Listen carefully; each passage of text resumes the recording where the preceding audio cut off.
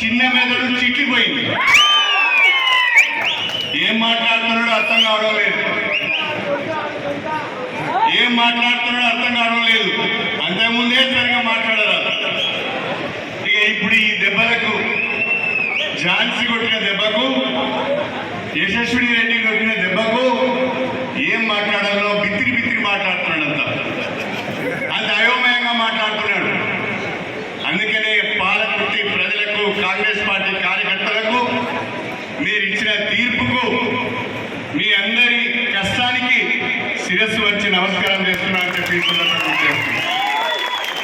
మేమైతే ఊహించలే ఓడిపోతాడు అనుకున్నాం. కానీ ఆ ఓటమి మామూలు ఓటమా ఆత్మహత్య చేసుకునేంత పరిస్థితి తీసుకొచ్చింది.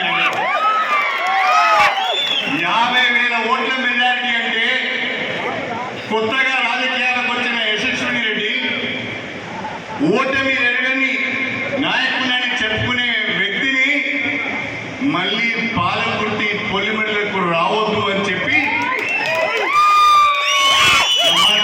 గెలుపును మీరు యశస్విని గారికి ఇచ్చారు.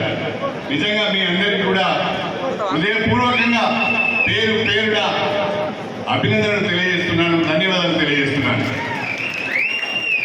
ప్రధానంగా దేశవ్యాప్తంగా భారతీయ జనతా పార్టీ వ్యవహార శైలిని ప్రధానమంత్రి నరేంద్ర మోడీ గారి యొక్క పనితీరును మనం గమనిస్తున్నాం.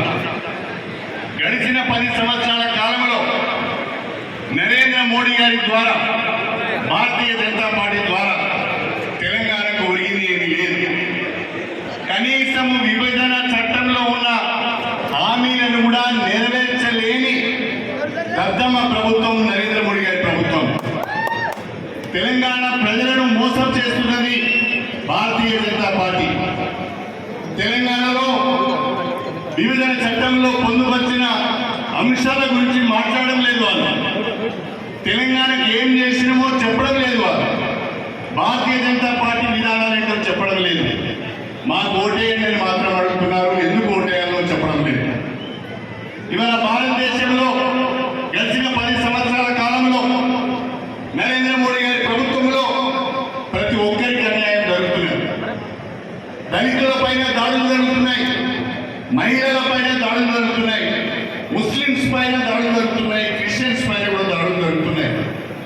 3వసారి నరేంద్ర మోడీ గారు ప్రధానమంత్రి అయితే, బీజేపీ అధికారంలోకి వస్తే రాజ్యాంగాన్ని మార్చుతామని చెప్తున్నారు, లౌకికవాదాన్ని తీసివేస్తామని చెప్తున్నారు, రిజర్వేషన్లను ఎత్తివేస్తామని చెప్తున్నారు. నిజంగా అదే జరిగితే, రాజ్యాంగాన్ని మార్చేసే పరిస్థితి వస్తే, అంబేద్కర్ గారు మనకి ఇచ్చిన గొప్ప వరం ఆ రాజ్యాంగమే లేకుండా పోతే, భారతదేశంలో ఉన్న బడుగు బలహీన వర్గాల వారు, పేద వర్గాల వారు, దళితులు, ముస్లింలు, మైనారిటీలు, మహిళలు, వీళ్ళందరి పరిస్థితి ఏంది మనం అర్థం చేసుకోవాల్సిన అవసరం ఉంది అని చెప్పి ఈ సందర్భంగా గుర్తు చేస్తున్నా. ఎంతసేపు కులాల మధ్య చిచ్చు పెట్టి మత విద్వేషాలను రెచ్చగొట్టి